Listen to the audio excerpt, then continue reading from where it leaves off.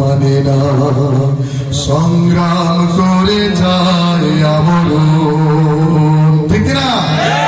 তাদের দিন কায়েমের চিন্তা নাই, তারা প্রকৃত মুসলমানের খাতার নাম লেখার নেই। বন্ধু, আপনাকেই বলছি, দিন কায়েম কি এটা বুঝতে হবে।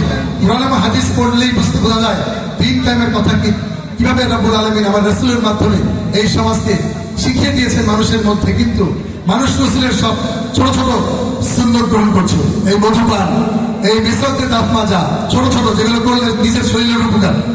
এই কথা বললে, দিন কায়েমের কথা বললে একদলকে রাজাকার বলা হয়, ঠিক না? জঙ্গি বলে আখ্যা দিয়েছে এতদিন পর্যন্ত, জঙ্গি।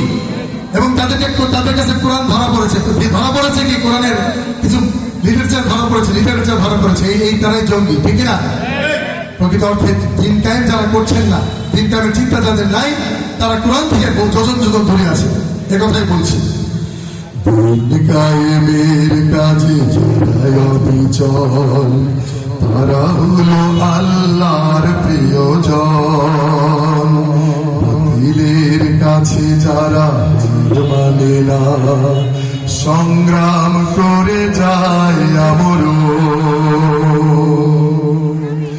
হেরার আলোতে যার হৃদয় রঙিন, হাতে আল জেহাদের দীপ্ত সঙ্গীন।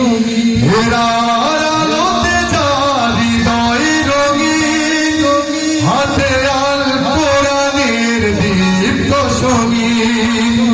সত্যের পথে যারা নিবেদিত প্রাণ, সত্যের পথে যারা নিবেদিত প্রাণ, শত্রুকে কভু ভয় পায় না। যাদের হৃদয়ে আছে আল্লাহর ভয়, তারা কভু পথ ভুলে যায় না। আল্লাহর প্রেম ছাড়া এই দুনিয়ায় কারো কাছে কোনো কিছু চায় না, কারো কাছে কোনো কিছু চায় না, কারো কাছে কোনো কিছু চায় না।